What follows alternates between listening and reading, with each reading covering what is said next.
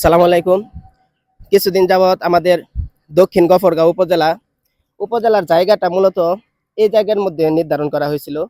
তো এটা নিয়ে যদিও কিছু ঝামেলা আছে, ঝামেলা থাকার পরেও মূলত এই জায়গাটাই নির্ধারণ করা হয়েছিল। আমরা অনেকদিন যাবৎ এখানে আসবো আসবো করে আর আসা হচ্ছে না। তো অবশেষে আজকে চলে আসলাম এই জায়গাটা দেখার জন্য, আসলে জায়গাটা কেমন। তো নিরপেক্ষভাবে বলতে গেলে জায়গা তো ভালোই। এখন পাগলার মানুষের যে আবদার, তাদের যে আকুতি, তাদের ওইখানে থানা করা হয়েছে, তাদের ওইখানে উপজেলা, ওইটাকেও ফেলে দেওয়া যায় না। আবার কান্দিপাড়ার মানুষের যে আকুতিটা আছে, তারা অনেক আগে থেকেই, বরং কান্দিপাড়া তারা থানা চাইছিল, তখন থানা হয়নি, তখন থেকে তাদের একটা চাওয়ার জায়গা আছে। তো কোনোটাই আসলে ফেলে দেওয়া যায় না নিরপেক্ষভাবে বলতে গেলে। তবে একটা জিনিস বলা যায় যে বিগত যে 17 বছর, এই 17 বছর পাগলার মানুষ বর্তমানে যেভাবে আন্দোলন করতেছে, যেভাবে এভাবে যদি আন্দোলন করতো তাহলে হয়তো বিগত সরকারের আমলেই উপজেলাটা তাদের ওইখানে হয়ে যেত। তখন যেহেতু আদায় করতে পারেনি, এখন বর্তমান এমপি মহোদয় যেখানে এনেছে, যেখানে আদায় করে এনেছে, আমার মনে হয় এটা মেনে নেওয়াটাই উচিত।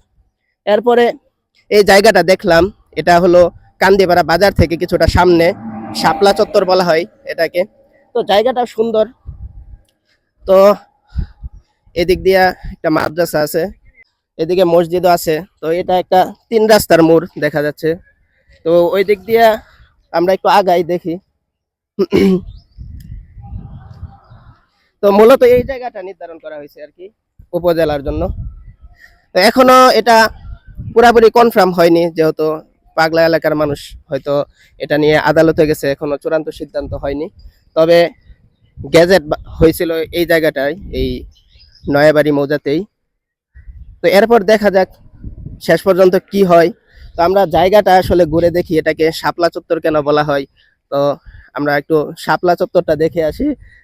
3 রাস্তার মোড় আছে এখানে, তো চলুন আমরা শাপলা চত্বরটা দেখে আসি। জায়গাটা দেখতে সুন্দর। এরপরে এই যে যেটাকে শাপলা চত্বর বলা হয়, এখানে একটা শাপলা আছে, যদিও পুরাপুরি শাপলা না, শাপলার বাচ্চা। তো এদিক দিয়া যে রাস্তাটা, এখানে 3 রাস্তার মোড়, এদিক দিয়া যে রাস্তাটা গেছে, আসলে এই রাস্তাটা হয়তো পাগলার দিকের রাস্তা। আর এদিক দিয়া যে রাস্তাটা, ওইটা কান্দিপাড়া বাজার পর্যন্ত গেছে।